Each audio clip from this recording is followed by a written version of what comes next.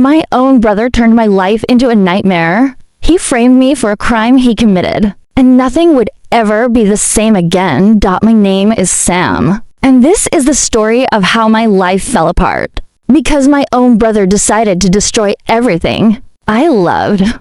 I never thought it would come to this. My brother, the one person I thought would have my back, betrayed me in the worst way possible. It wasn't just the crime, it was the aftermath, the hurt, the disbelief, and the emotional scars that would last a lifetime. It all started on an ordinary Wednesday evening. I had just come home from work, ready to unwind and forget about the stress of my day. I was a manager at a tech firm, and lately, the demands of the job had been wearing me down. Meetings, deadlines, and constant emails had become part of the grind, and I couldn't help but feel like I was running on autopilot.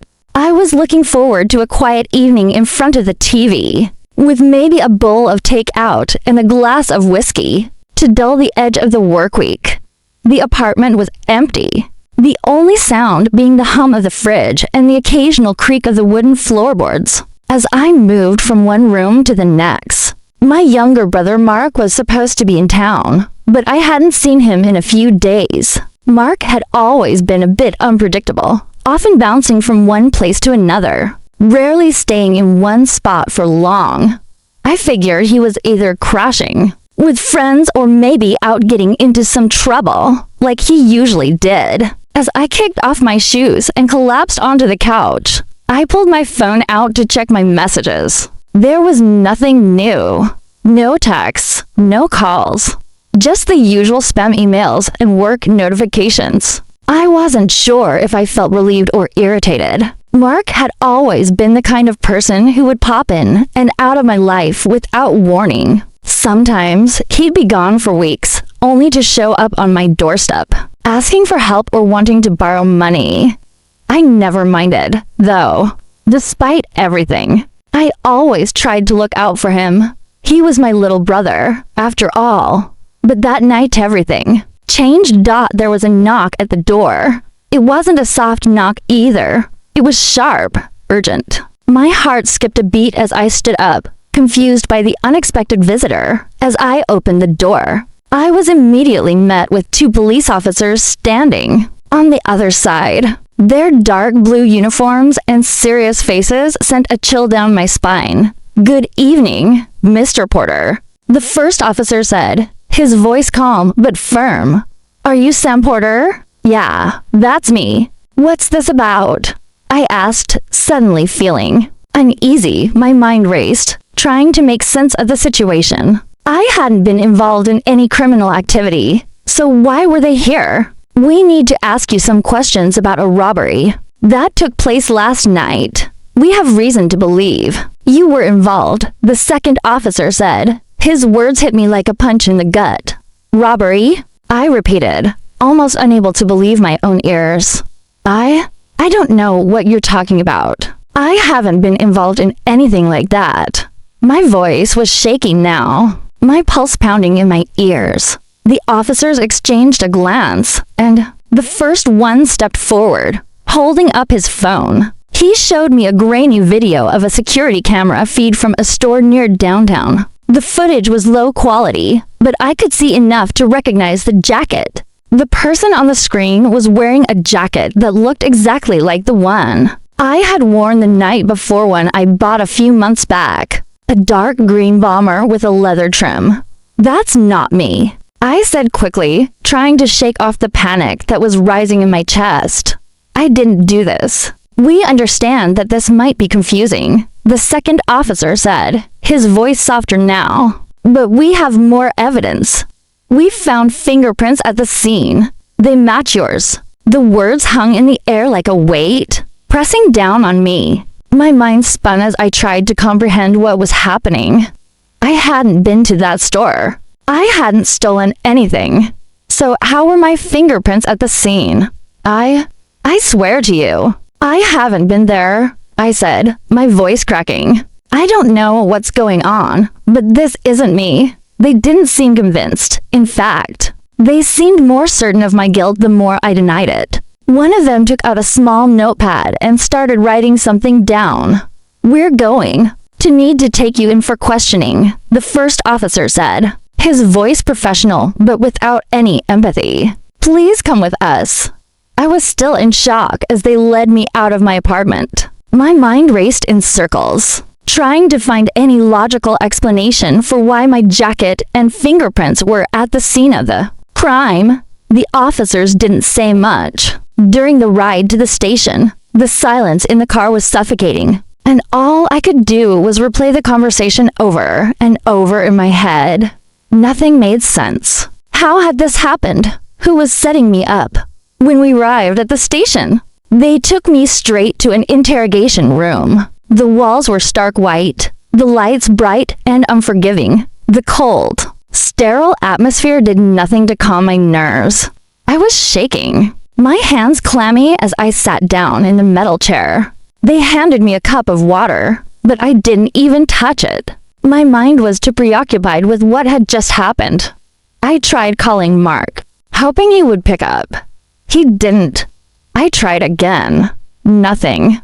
I called our parents next, but they were just as confused as I was. My mother didn't understand why I was being questioned, and my father, always the calm and logical one, told me not to worry. "They'll figure it out, Sam. It's just a misunderstanding." But as the hours dragged on and I was questioned again and again, I couldn't shake the feeling that something wasn't right. The more I tried to explain myself, the more the officers seemed to close in on me. They didn't care about my side of the story. They were convinced that I was guilty, and nothing I said was going to change that. I had never been in trouble with the law.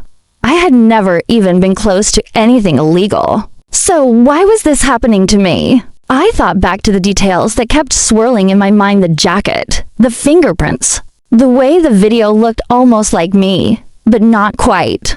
Was it possible that someone had framed me? It seemed impossible, but the more I thought about it, the more that theory made sense. As the interrogation continued, I couldn't help but feel like I was slowly losing control of everything. No one believed me. I was alone in this fight, and I had no idea how to get out of it. That night, they didn't let me go home. They put me in a holding cell until the morning. The metal bars and the cold concrete floor were a far cry from the comforts of my apartment. I couldn't sleep, though. My mind wouldn't let me. All I could think about was how my life had changed in an instant. How had this happened, and why? The days that followed were a blur of legal complications, endless phone calls, and a sense of hopelessness that hung over me like a thick cloud. I had never imagined that I would be the one sitting on the other side of a police interrogation table. As a manager at a well-respected tech firm, I had spent my life focusing on spreadsheets, project deadlines, and client meetings, not criminal investigations. I had no experience in dealing with the law, and the thought of being accused of something I didn't do felt like a bad dream I couldn't wake up from. When I was finally released from the holding cell, I was told that the investigation was ongoing, but there were still many questions to answer. The police had confiscated my jacket, and my fingerprints were still linked to the crime scene. They also mentioned that they had found traces of what appeared to be stolen goods in my home, though nothing had been taken or tampered with. I felt like I was drowning in a sea of accusations, each one more absurd than the last. I hadn't heard from Mark since that night. No calls, no messages, no sign of him at all. I couldn't help but wonder where he was, or if he even knew what was happening. Part of me thought that he was avoiding me, that he couldn't bear to face the consequences of what was happening. But deep down, I had an inkling that there was more to it. Maybe Mark knew exactly what was going on and was just letting me twist in the wind. The investigation dragged on for what felt like an eternity. The police were constantly asking me questions that I had no answers to. They showed me the video footage again and again, pointing out the jacket I was supposedly wearing, the way the figure on screen had moved, as though any of this would suddenly make me remember being there. But nothing in that video looked like me. My face was barely visible, and the person in the video had a different build, a different posture. Still, they kept pressing. I don't know what else to say. I told them, growing frustrated. That's not me in that video.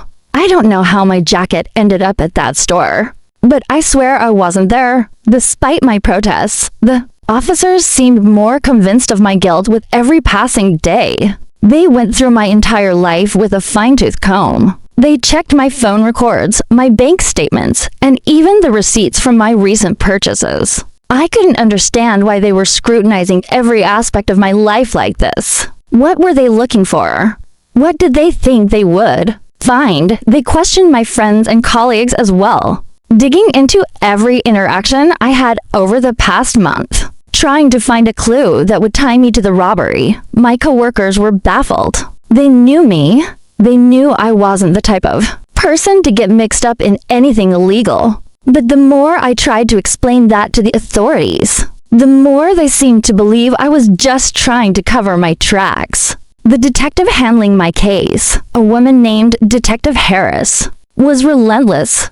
She had this cold, unyielding look in her eyes, and she never let me off the hook. She would look at me across the interrogation table, her fingers tapping rhythmically on the folder in front of her, and then ask me the same questions again, as if she thought I would crack under the pressure. But I didn't. I couldn't. There was no crack to find. I wasn't guilty. In the meantime, my life outside the investigation started to fall apart. I lost my job. My boss, who had always been supportive, began to look at me with doubt. I didn't blame him. How could I expect him to keep me around when I was being accused of a crime like this? The HR department even sent me a letter asking me to stay away from the office until the investigation was resolved. My friends didn't know what to say either. Most of them stayed quiet, not knowing how to support me, while a few distanced themselves.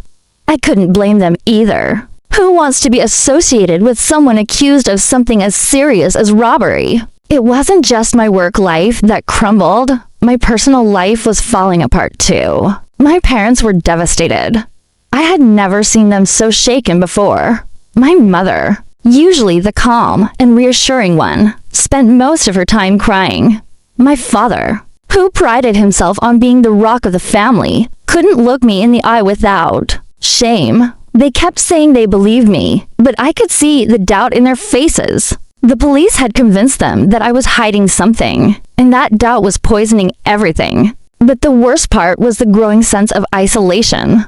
I spent my nights alone, pacing around my empty apartment, feeling the weight of the walls closing in. The apartment that had once felt like my sanctuary now felt like a prison. I couldn't go anywhere without feeling like people were staring at me, judging me, assuming that I was guilty. Even walking into the grocery store was an ordeal. I started avoiding people I knew, afraid of the questions that would inevitably come through all of this. I couldn't stop thinking about Mark. What was he doing? Why hadn't he reached out? Part of me wanted to believe that he was just as confused and shocked as I was. But another part of me started to question everything I thought I knew about him. I hadn't seen Mark for weeks now, but I remembered the last time we spoke. It was right before I was arrested. He had called me up, asking if I wanted to grab a drink after work, and I told him I was too tired. It was a normal conversation, nothing out of the ordinary. But looking back, I couldn't help but feel like something had been off with him. He'd been distant, distracted, like he was carrying a heavy burden. At the time, I had just chalked it up to his usual mood swings. But now, in the midst of this nightmare, I wondered if he had been hiding something from me. I started to dig into his life, going through his old social media posts, trying to find anything that might explain his behavior. What I found only deepened my suspicion. Mark had been spending a lot of time with a group of people I didn't recognize. People who seemed to be involved in shady activities. Some of them had criminal records, and others were known for being involved in drug dealing or theft. But I couldn't find any concrete evidence that Mark was directly involved with them. It was all circumstantial. Still, the pieces seemed to fit together in a way I couldn't ignore. I started to feel like I was being pulled into a spiral I couldn't control. The more I dug into Mark's life, the more questions I had. Was he involved in the robbery? Did he have something to do with the crime I was being accused of? Or was this just an elaborate setup to frame me for something I didn't do? One evening, I couldn't take it anymore. I had to know the truth. So I made a decision that I would later regret. I went to Mark's apartment. I needed answers. If he knew something, if he was hiding something from me, I had to find out. Weeks passed, but I still couldn't get the nagging feeling out of my head, the sense that I was being set up, manipulated by someone who knew me better than anyone else. The police continued their investigation, piling on more evidence that seemed to implicate me at every turn. Every time I thought I was getting closer to the truth, the walls seemed to close in tighter. I was starting to feel like I was suffocating in this nightmare. My friends had mostly stopped contacting me. Some had cut ties completely, unable to stomach being associated with someone accused of a serious crime. Others tried to reach out but couldn't mask their doubts. I could hear it in their voices when they called, the way they hesitated before asking, "Are you sure you didn't do it?" It hurt more than I expected. I wanted to scream at them, to tell them they were wrong, but I knew how it must have looked. From the outside, I was a person with everything to lose, and now it seemed like I had lost it all. But the worst part of all was the loneliness, the constant questioning, the doubt from people I loved, and the feeling that I was being torn apart from the inside. My parents were struggling, too, trying to hold it together for me, but their fear was palpable. They couldn't understand how this had happened, and more than once. I saw them look at me like they were wondering if I was hiding something. I spent hours each day going over the details in my head, trying to piece everything together. It didn't make sense. I had been at work the night of the robbery. I had a solid alibi, but still, the evidence stacked up against me. The jacket, the fingerprints, and that damn video, it all seemed so damning. How had I gotten into this mess? Why was I being framed? And then, just when I thought I couldn't take any more of the waiting, it happened. My phone rang late one night. I was lying in bed, trying to sleep, when I saw Mark's name flash across the screen. I froze. My heart raced as I stared at the display. It had been weeks since I'd heard from him, and the fact that he was calling now felt like the world's cruelest twist. I hadn't even known if he was alive. I answered the call with trembling hands, barely able to speak. "Hello." Mark's voice sounded distant, almost hollow. It was the first time I had heard it in weeks, but something about it felt off. It wasn't the voice of the brother I once knew. "Mark," I said, my heart pounding. "Where have you been? What's going on? They've been accusing me of a crime I didn't commit. Why aren't you answering my calls? I need you, man." "I know," he said, and there was a long pause, like he didn't know how to continue. "I know, Sam, but I can't be around you right now.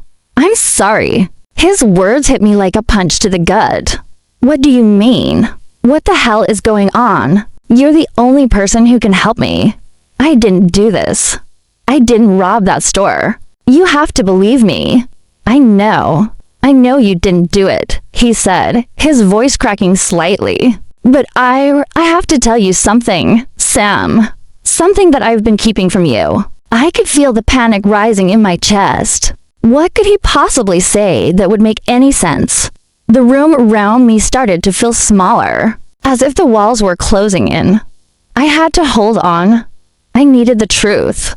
I needed him to explain. "I'm listening," I said, my voice barely above a whisper. "Look, I never meant for this to happen," Mark continued, his voice low, almost afraid. "But it's me, Sam. I'm the one who did it. I robbed that store. I'm the one who's responsible. I felt the air leave my lungs as his words hung in the silence between us. It was like the ground had been pulled out from under me. I had to sit down. My knees gave out, and I collapsed onto the couch, feeling dizzy. My vision blurry as I processed what he had just said. Mark, my brother, the one person I thought would always have my back, had committed the robbery. But it wasn't just that. He was telling me he had framed me. I could barely form a response. What do you mean? Why? Why would you do this to me, Mark? I didn't mean to, Sam, he said, his voice breaking now. I just couldn't take it anymore. You had everything everyone always said you were the good one, the one who had it all together. But I was falling apart. I had nothing, and I thought, maybe if I could just make it look like you did it, maybe I could get away with it. Maybe I could finally get out of the shadow you always cast. I felt a coldness settle in my chest, as if the realization had struck me too hard. My brother, the one person I trusted, had intentionally sabotaged my life for the sake of his own jealousy. All these years of protecting him, of being there for him even when he screwed up, had led to this. This betrayal. I didn't know how to fix things, Mark continued, his words pouring out now, each one more painful than the last. I couldn't keep living in your shadow, Sam. I thought if I could just make everything fall on you, maybe I could have a fresh start. Maybe I could finally be free of you. But how? I could barely speak through the lump in my throat. How did you even pull this off? I planted your jacket at the scene, he admitted. I knew you wore it all the time. I had access to your apartment, and I used it against you. I even made sure your fingerprints were on the stolen items. I didn't think it would get this far. Sam, I didn't think they would accuse you. But it worked. They thought it was you. I sat there, numb, as his words sank in. I couldn't believe it. My brother had carefully orchestrated the entire thing, frame me, destroy my life. All because he couldn't handle living in my shadow. I wanted to scream at him. I wanted to demand answers, to shake him until the truth spilled out in a way that would make sense. But all I could do was sit there, listening to him confess his sins, one after the other. I'm sorry, Mark said, his voice barely audible now. I'm so sorry, Sam.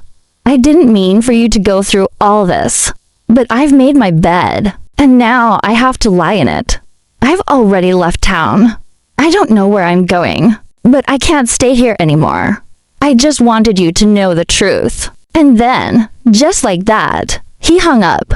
For a moment, I couldn't even process what had just happened. Mark, my brother, my flesh and blood, had turned on me in the worst way possible. He had taken everything we had as siblings and thrown it away for the sake of his own twisted jealousy. And now, he was gone. He'd left me with nothing but the wreckage of our once strong relationship and the mess he had made of my life.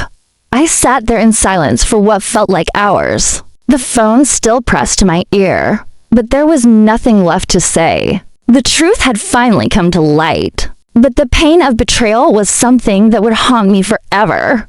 The days after Mark's confession were a blur.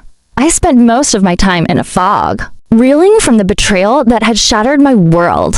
It was as if the ground beneath me had completely crumbled away, leaving me suspended in an endless void. Every thought, every moment, seemed to be filled with a sense of hopelessness that I couldn't escape.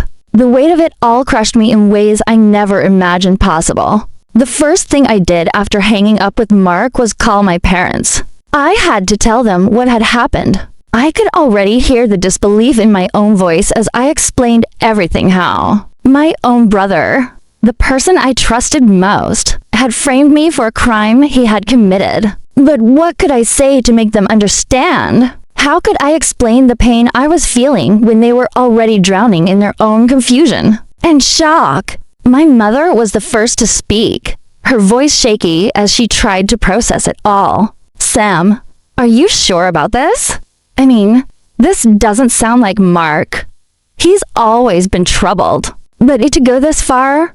I'm sure, Mom. I said, my voice barely audible. I spoke to him. He admitted it. Why would he do this to you? She asked, her voice breaking. Why? I don't know, Mom. I don't know. I was crying now, my shoulders trembling with the weight of the realization that not only had I been betrayed by Mark, but my family's trust in me had been torn apart as well. The next few hours were spent in a daze. I called the police, told them about Mark's confession, and provided them with the details of the call. I thought this would be the end of it, that with the truth out in the open, everything would be resolved. But I was wrong. The damage was already done. Even with Mark's confession, the legal system wasn't so quick to forgive. The evidence against me was still there, my fingerprints, the jacket, the video, and though Mark had confessed, the police had no way of knowing for sure if he was telling the truth. He had already fled, and they had no idea where he was. They told me they would be investigating further, but I knew deep down that the road to clearing my name wasn't going to be as simple. As Mark's admission, I spent days at the police station, sitting in uncomfortable chairs, filling out paperwork, answering the same questions over and over again. The longer this dragged on, the more I began to feel like a ghost in my own life. Every person I encountered, whether it was a police officer, a friend, or a colleague, looked at me like I was guilty, even though I hadn't done anything wrong. It didn't matter that I was innocent. In their eyes, the evidence pointed directly to me, and that was all they could see. Meanwhile, the media caught wind of the story. What started as a small local robbery quickly ballooned into a scandal. I was suddenly the face of the case, the perfect son who had been framed by his own brother. The headlines were sensational, the reporters persistent. They wanted an angle, a story, something juicy to keep the public hooked. It didn't matter that the truth was far more complicated. The media didn't care about the pain or the betrayal I was experiencing. They only cared about the narrative they could spin. Sam Porter, the golden child turned criminal. One headline read. It was like a punch to the stomach every time I saw it. Every time I walked out of my apartment, the eyes of strangers seemed to follow me. I couldn't go anywhere without feeling like people were whispering about me behind my back.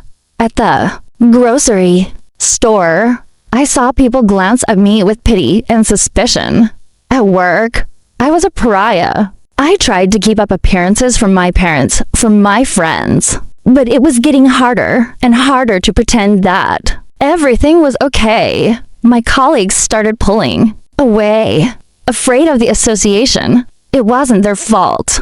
They had families to think about, reputations to protect. But the loneliness I felt was suffocating, the isolation. The way my life was now defined by scandal and suspicion felt like a constant weight pressing on my chest.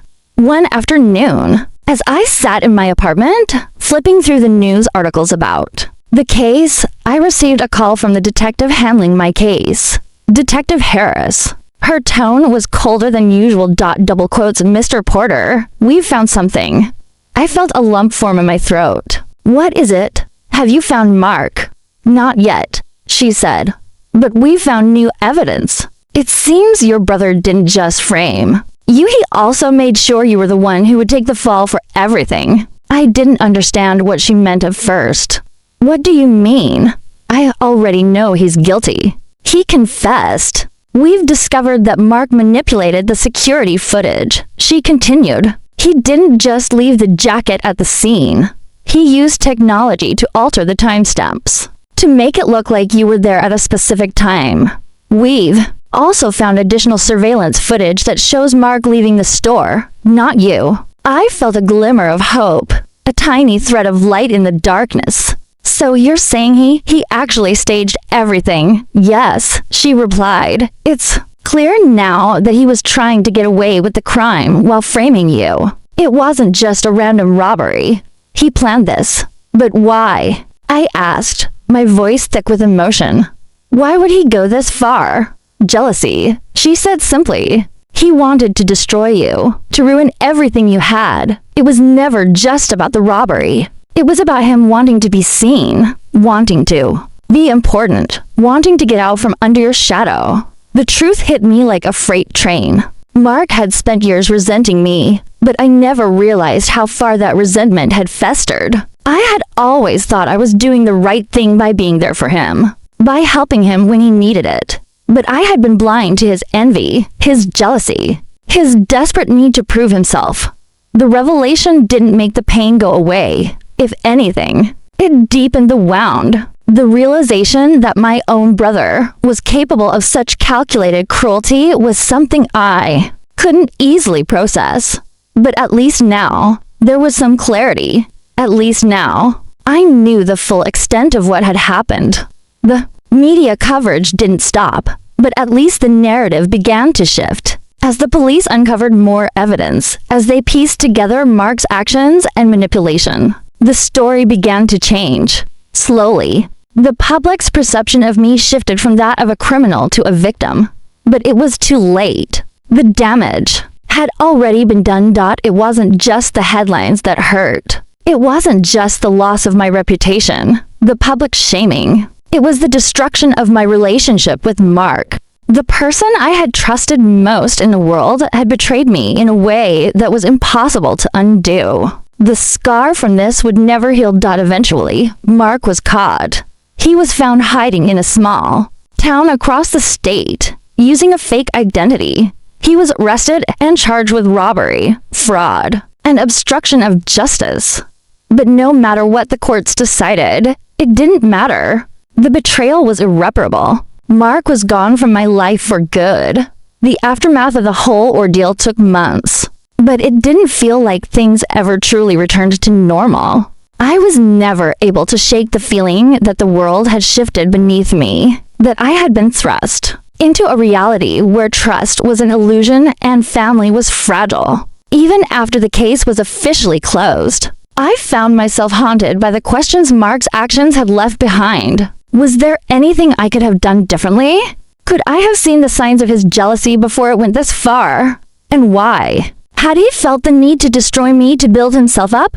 In the end, I learned that betrayal doesn't always come from strangers. Sometimes, the ones we love the most are the ones who can hurt us the deepest. But even in the face of that pain, I had to find a way to rebuild, to move on, to forgive not for Mark, but for myself. Betrayal, especially from someone you love, is one of the hardest things to overcome. But even in the deepest of pain, we must learn to rebuild, to forgive ourselves, and to move forward. Trust may be broken, but it's up to us whether we allow it to define our future. If you've ever felt betrayed by someone close to you, share this story with others who might need to hear it. Don't forget to subscribe for more real-life stories of overcoming betrayal and rebuilding from the ashes.